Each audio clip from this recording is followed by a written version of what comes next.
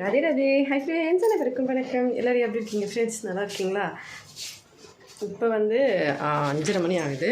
நான் வீட்டுக்கு வந்து ரெடி ஆகிட்டு மறுபடியும் சரி ஃப்ரெஷ்அப் ஆகிட்டு புடவையெல்லாம் மாற்றிட்டேன்.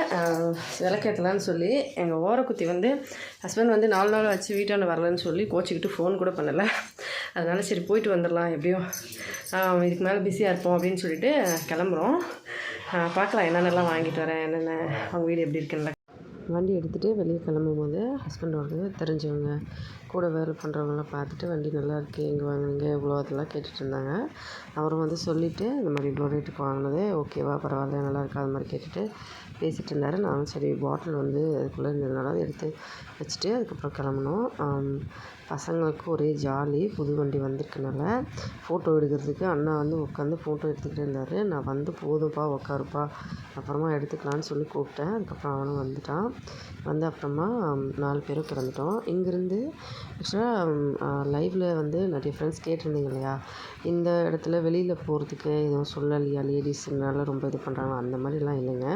ஆக்சுவலாக கிராமம் அப்படின்னும் போது ரொம்பவே வந்து கொஞ்சம் அடர்ந்த ஊர் மாதிரி இருக்கும். அந்த இடத்துல வந்து கொஞ்சம் லேடிஸ்லாம் தனியாக போகிறதுக்கு கொஞ்சம் பயப்படுவாங்க. அப்படின்றதுனால தான் மோஸ்ட்லி வெளியில் வந்து போனால் வீட்டில் பெரியவங்க வந்து வேணான்னு சொல்லுவாங்க. இங்கே பார்த்தாலே தெரியும் இந்த இடமெல்லாம்.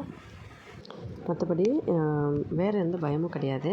அவங்க கூட யார் வேணாலும் போயிட்டு வர மாதிரி இருந்தால் ஓகேன்னு சொல்லுவாங்க. தேவையில்லாமல் அடிக்கடி வெளியில் போனால் தான் அவாய்ட் பண்ணுவாங்க. இந்த இடம்லாம் பாருங்கள், நான் கேமரா போட்டிருக்க இடமெல்லாம் பின்னாடி எப்படி இருக்குது தெரியுதுங்களா? அதோட வந்து ஃப்ரண்ட் கேமரா போடுறேன், முன்னாடியும் பாருங்கள் இடமெல்லாம் எப்படி இருக்குதுன்னு சொல்லி. இந்த இடத்துல தனியாக பெண்கள் போகக்கூடாது வரக்கூடாது அப்படி தான் நினைப்பாங்க. மற்றபடி வந்து பெண்கள் போகக்கூடாது அப்படிலாம் கிடையாது. கூட யாராச்சும் வீட்டில் இருக்கவங்க கூட போகிறாங்க அப்படின்னும் போது கண்டிப்பாக போயிட்டு வரலாம்.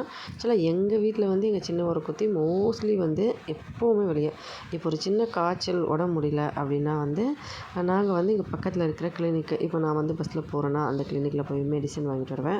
ஆக்சுவலி பார்த்தீங்கன்னா நான் வீட்டிலேருந்து மோஸ்ட்லி வெளியவும் போக மாட்டேன். அங்கேருந்து மெடிசன் வாங்கிட்டு கொடுப்பேன். பசங்களுக்கு சாப்பிடுவாங்க, சரியாயிடும். அந்த மாதிரி தான் அவங்க என்ன பண்ணுவாங்கன்னா டேரெக்டாக வந்து பூரி போயிடுவாங்க, இல்லைனா புவனேஸ்வர் அந்த மாதிரி வண்டியிலேயே கிளம்பிடுவோம். அதுவும் குழந்தைய மட்டும் கூப்பிட்டுட்டு அவ்வளோ தூரம் வண்டியில் போயிட்டு வரும்போது வீட்டில் வந்து கொஞ்சம் பயப்படுவாங்க இல்லையா, எப்படி லேடிஸ் வந்து, ஏன்னா நான் சொல்லியிருக்கேன் ஆல்ரெடி கல்ச்சர் வந்து ஒடிஷாவில் ரொம்ப ஓல்டு அப்படின்னும் போது அந்த காலத்துலேயே இருக்க மாதிரி அவங்க என்ன நினைப்பாங்கன்னா ஒண்டியாக போயிட்டு வருவாங்க, பயப்படுமா இருக்கும், எப்படி வருவாங்க எப்படி போயிட்டு வருவாங்க அந்த மாதிரி ஒரு பயப்படுதான்.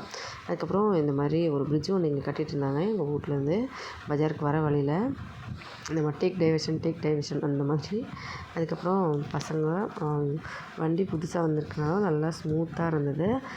நாங்கள் வந்து ஃபஸ்ட் டைம் அப்பாச்சி வாங்கிட்டு அந்த வண்டி யூஸ் பண்ணும்போது ஹஸ்பண்டுக்கு வந்து அது பழக்கமாயிடுச்சு.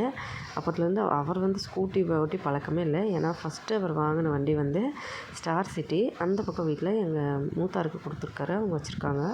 சென்னையில் இருக்கும்போது வாங்கினார், அதுக்கப்புறமா அவங்களுக்கு கொடுத்துட்டாரு. அவங்க அதை வச்சு ஓட்டிக்கிட்டு இருக்காங்க. கிட்டத்தட்ட ஒரு 12-13 வருஷம் இருக்கும். இதுதான் வந்து எங்கள் ஊர் பக்கத்தில் இருக்க காலேஜுங்க, எங்கள் நாத்தனார் பையன். அதுக்கப்புறம் எங்கள் பெரிய ஓரக்குத்தி பசங்கள்லாம் இங்கே தான் படிக்கிறாங்க. அதுக்கப்புறம் சின்னவனுக்கு வந்து செப்பல் இல்லை, பிஞ்சு போச்சு. சரி புது செப்பல் வாங்கிக்கலாம் அப்படின்னு சொல்லிட்டு 2 நாள் ஆச்சு. செப்பல் பிஞ்சிட்டு சரி வாங்கிட்டு வரேன்னு சொல்லியிருந்தாரு ஹஸ்பண்ட். அதுக்கப்புறம் அவனுக்கு எந்த மாதிரி வேணும்னு சொல்லி கேட்டதுக்கு நானும் கடைக்கு வருவேன்னு சொல்லியிருந்தான். சரி வண்டி தான் இருக்குது, எப்படியும் வந்து இப்போ நாத்தனார் வீட்டுக்கு போகும்போது திங்ஸ்லாம் வாங்கணும் இல்லையா, அதனால் அப்படியே வந்து எல்லாரையும் கூட்டிகிட்டு வந்துட்டு திங்ஸும் வாங்கிட்டு அவங்க வீட்டுக்கு போயிட்டு வந்துடலாம் அப்படின்னு சொல்லிட்டு செப்பல் பார்த்தோம். அவர் வந்து ஒன்றா வந்து இது நல்லாயிருக்கு அது நல்லா இருக்குன்னு சொல்லிட்டு இருந்தான்.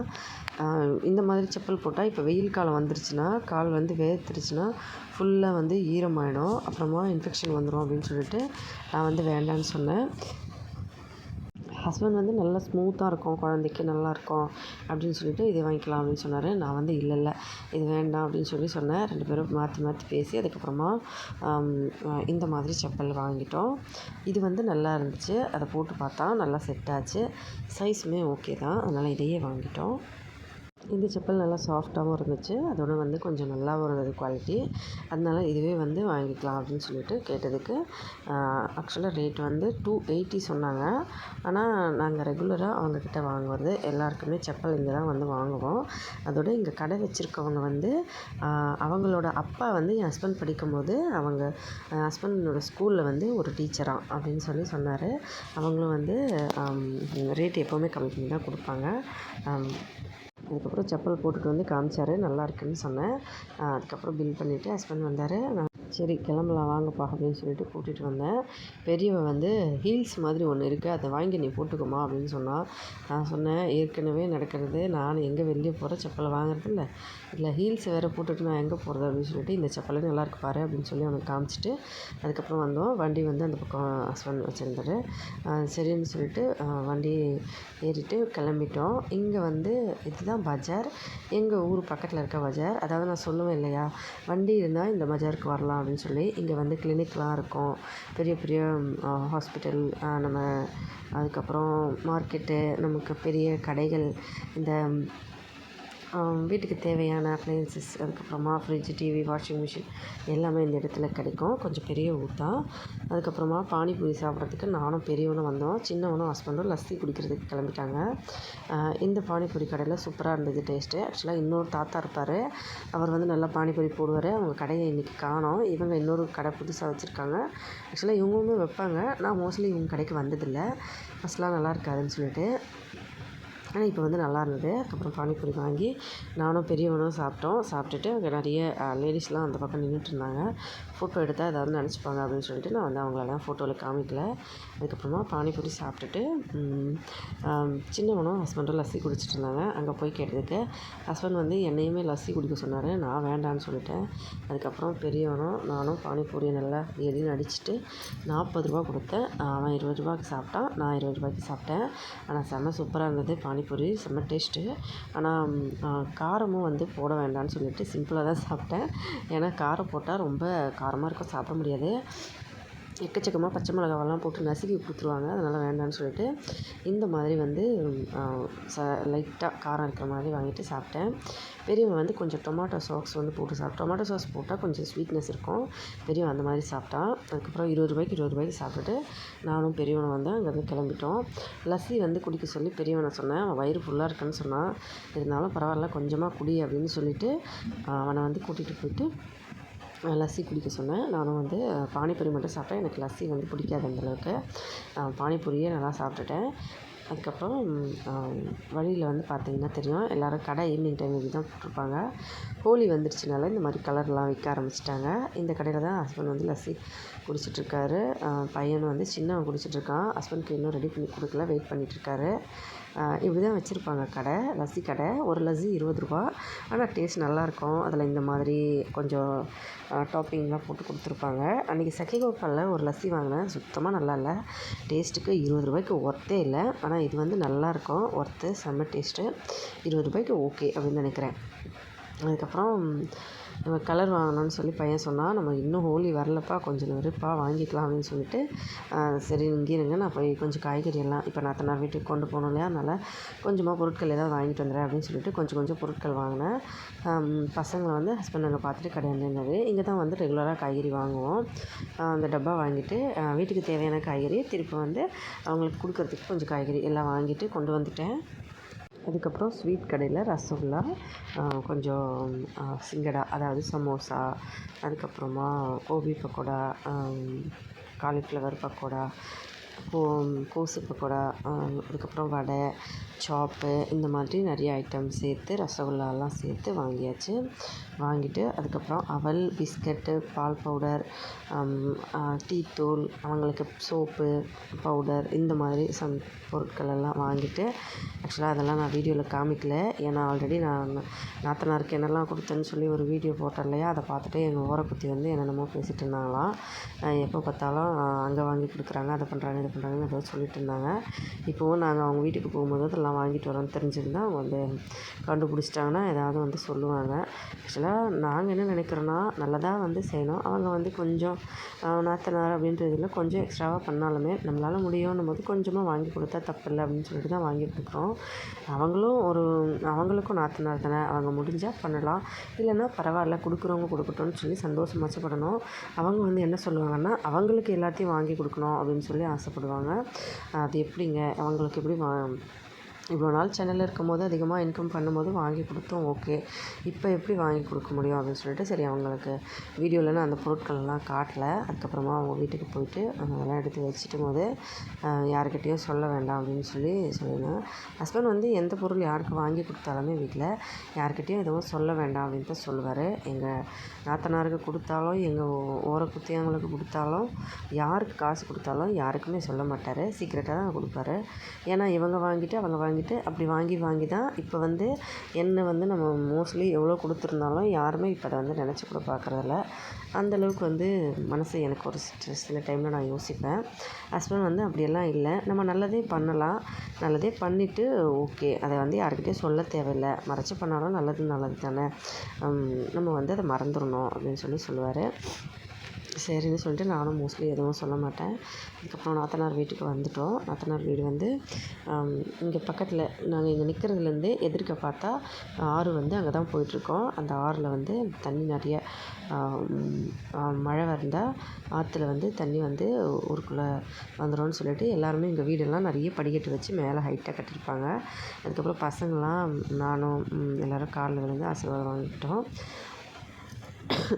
அதுக்கப்புறம் ஹஸ்பண்ட் வந்து வண்டி நல்லா இருக்கா அப்படின்னு கேட்டவுடனே யார் வண்டி அது, சின்ன உரக்குத்தி வண்டியான்னு நினச்சி கேட்டாங்க. அதுக்கப்புறம் இல்லைக்கா இது வந்து அவங்க உடனே என்னை பார்த்துட்டு உண்மையாவா அப்படின்னு சொல்லி கேட்டாங்க. ஆமாக்கா அப்படின்னு சொன்னோன்னே சரி எவ்வளோ பெரிய வண்டி வச்சுருந்தீங்க, அதை விற்றுட்டு இந்த வண்டி வாங்கினீங்களா, இது சின்னதாக இருக்குது, செகண்ட் ஹேண்டா, இவ்வளோ காசா அப்படின்னு சொல்லி கேட்டுட்டு இருந்தாங்க. சரி ஃபஸ்ட்டு கடை வைங்க, நல்லா ஓடட்டும், நல்லா வந்து ஃபஸ்ட்டு இருங்க, அப்புறமா பார்த்துக்கலாம் அப்படி இப்படின்னு சொல்லிட்டு அதுக்கப்புறம் பொருட்கள்லாம் கொண்டு வந்து கொடுத்துருந்தேன். அதுக்கப்புறம் சோப்பு எல்லாத்தையும் கொண்டு வந்து எடுத்து வெளியே வைக்கும்போது இந்த பையன் நல்லா இருக்கே, நானே வச்சுக்கிறேன், செயின்லாம் நல்லாயிருக்கா அப்படின்னு கேட்டாங்க. ஆமாம் நல்லா இருக்குன்னு சொன்னேன். சரின்னு சொல்லி அப்படியே வச்சுக்கிட்டாங்க. அதுக்கப்புறமா ஹஸ்பண்டும் அப்புறம் ஏன் வெளியெல்லாம் எடுத்துகிட்ருக்க, அப்படியே கொடுத்துரு, அக்கா எடுத்துக்கிட்டோம் அப்படின்னு சொன்னாங்க. ஆக்சுவலாக நான் வீடியோ எடுப்பேன்னு எனக்கு தெரியாது. அதுக்கப்புறம் இதெல்லாம் ஸ்நாக்ஸ் ஐட்டம்ஸ் வாங்கினது, அதுக்கப்புறம் சோப்பு அது இதுன்னு சொல்லி எல்லாத்தையுமே அப்படியே பைக்குள்ளேயே வச்சு கொடுத்துட்டு இவங்க வந்து எங்கள் நாத்தனாரோட ஓரக்குத்தி, அதாவது எங்கள் நாத்தனாரோட அவங்க வீட்டுக்காரர் இருக்காங்க இல்லையா, அவங்களோட அண்ணி, அவங்க அண்ணாவோட ஒய்ஃபு, அவங்க வந்ததுனால அவங்களையும் காலில் விழுந்து ஆசீர்வாதம் வாங்கிட்டு அதுக்கப்புறமா மறுபடியும் வந்து நான் உட்காந்துட்டேன். நல்லா இருக்கீங்களாக்கா, எப்படி இருக்கீங்கக்கான்னு கேட்டு பேசிவிட்டு அவங்களும் நல்லா பேசிகிட்டு இருந்தாங்க. அதுக்கப்புறம் டீ போட ஆரம்பிச்சிட்டாங்க என்னோடய நாத்தனார். இங்கே வந்து அவங்க வீடு கொஞ்சம் சின்னதாக இருக்கும். வீடு இப்போ தான் கட்டிகிட்ருக்காங்க. ஆக்சுவலாக இங்கே ஒரு ரூம், அங்கே ஒரு ரூம், அதுக்கப்புறம் இன்னொன்று வீட்டு எதிரில் கட்டுறாங்க. அவங்க வீட்டுக்கார் வந்து மேஸ்திரி வேலை தான் செய்கிறாங்க. அதனால் வந்து சரி நம்மளால் முடிஞ்ச உதவி அவங்களுக்கு பண்ணணும் அப்படின்னு சொல்லிட்டு தான் பண்ணுறது. மற்றபடி வந்து நம்ம கொடுக்குறத வச்சு அவங்க வாழ்ந்துட்டு போகிறதும் கிடையாது, அதை வச்சு அவங்களோட இதுவும் கிடையாது. ஏதோ நம்மளால் முடிஞ்ச ஹெல்ப்பு அப்படி தான் நினச்சிட்டு ஹஸ்பண்ட் வந்து எல்லா பொருட்களும் வந்து நான் என்ன வச்சுருந்தாலும் வாங்கிட்டு வந்தாலும் கொஞ்சம் அவங்களுக்கு கொடுக்கணும் அப்படின்னு சொல்லுவார். நம்ம வீட்டிலேருந்து போயிருக்காங்க நம்ம அக்கா, அவங்களுக்கு நம்ம கொடுத்தா தப்பில்லை அப்படின்னு சொல்லுவார். அவங்க வந்து வசதியாக இருந்தால் நம்ம கொடுக்கலன்னா பரவாயில்ல, அவங்க நம்ம கூட கம்பேர் பண்ணும்போது அவங்க இன்னும் கொஞ்சம் கஷ்டத்தில் இருக்காங்கள்ல, அதனால் நம்ம வந்து ஹெல்ப் பண்ணால் பரவாயில்ல, அவ்வளோ நம்ம பண்ண போகிறதில்ல, ஏதோ கொஞ்சம் ஹெல்ப் தான் அப்படின்னு சொல்லிட்டு ஹஸ்பண்ட் வந்து சொல்லுவார் எப்போவுமே. அதுக்கப்புறம் கொடுத்துட்டு எல்லாத்தையும் எடுத்து வைக்க சொன்னால் ஹஸ்பண்ட் வந்து மனசு கஷ்டப்பட்டு பேசிகிட்டு இருந்தாங்க. அந்த அக்காலாம் எவ்வளோ காசு வச்சுருந்தீங்க, வரும்போது எல்லாம் செலவாயிடுச்சு, அங்கேயே வேலை செஞ்சுருந்து அந்த கொரோனா டைம் வந்ததுனால அவ்வளோ காசு போயிடுச்சு, அதுக்கப்புறம் ஊருக்கு வந்து எல்லாேருக்கும் இது பண்ணினீங்க அது பண்ணினீங்க அந்த மாதிரியெல்லாம் பேசிகிட்டு இருந்தாங்க. இப்போ நீ கஷ்டத்தில் இருக்கியே அப்படி இருக்கேன்னு சொல்லி எங்கள் நாத்தனாரும் திட்டிகிட்டு இருந்தாங்க. எவ்வளோ காசு வச்சுருந்த நீ, உனக்குன்னு சேர்த்து வச்சுருந்தா எவ்வளோ வச்சுருந்துருப்ப, எல்லோரும் வேணும்னு சொல்லி கொடுத்த, இன்றைக்கி உனக்கு யார் ஹெல்ப் பண்ணுவாங்க அப்படின்னு சொல்லிட்டு இருந்தார். அதுக்கப்புறம் இவங்க வந்து எங்கள் நாத்தனாரோட அந்த ஓரக்குத்தி இருக்காங்க இல்லையா, அவங்களோட அம்மா, அவங்களுக்கு கால் வலிக்குதுன்னு கடுகு காலில் தேய்ச்சிக்கிட்டு இருந்தாங்க. அவங்க வீட்டு முன்னாடி வந்து அந்த பக்கம் வீடு கட்டிகிட்டு இருக்காங்கனால இந்த ஜன்னல் பக்கமே பார்த்து காலில் விழுந்து பேசிட்டு கிளம்பிடலாம் அப்படின்னு சொல்லிட்டு அங்கேருந்து கிளம்ப சொன்னாங்க. எங்கள் நாத்தனார் சொன்னாங்க இங்கேயே பரவாயில்ல அப்படியே கூப்பிட்டு பேசிட்டு கிளம்பிடுங்க அப்படின்னு சொல்லிட்டாங்க. அந்த பக்கம் போனால் அவங்க சிமெண்ட்லாம் போட்டு ஈரமாக இருக்குது அப்படின்னு சொல்லிட்டு அதுக்கப்புறம் உட்காருங்க சாப்பிட்டு போங்கன்னு சொன்னாங்க. நான் வேண்டாங்க்கா கிளம்புறேன்னு சொல்லிட்டு அங்கேருந்து கிளம்பி வீட்டுக்கு வந்துட்டோம். டால்மா கொஞ்சம் கொடுத்து விட்டாங்க. நான் வீட்டுக்கு வந்து ஃப்ரெஷ்அப் ஆகிட்டு அதே டால்மாவை சூடு பண்ணிவிட்டு அதுக்கப்புறம் தோசை செஞ்சு சாப்பிட்டோம். இதான் ஃப்ரெண்ட்ஸ் நாத்தனார் வீட்டுக்கு போயிட்டு வந்த வீடியோ. அதனால தான் அன்றைக்கி வந்து லைவ் வரும்போது 8 மணி ஆகிடுச்சு. ஏன்னா அங்கேருந்து வரத்துக்கு 8 மணி கிட்டத்தட்ட ஆகிடுச்சு. வீடியோ பிடிச்சிருந்தா லைக் பண்ணி ஷேர் பண்ணி சப்ஸ்கிரைப் பண்ணுங்கள். சாப்பிட்டு சந்தோஷமாக சேஃபாக பத்திரமா வருங்க. நன்றி, வணக்கம்.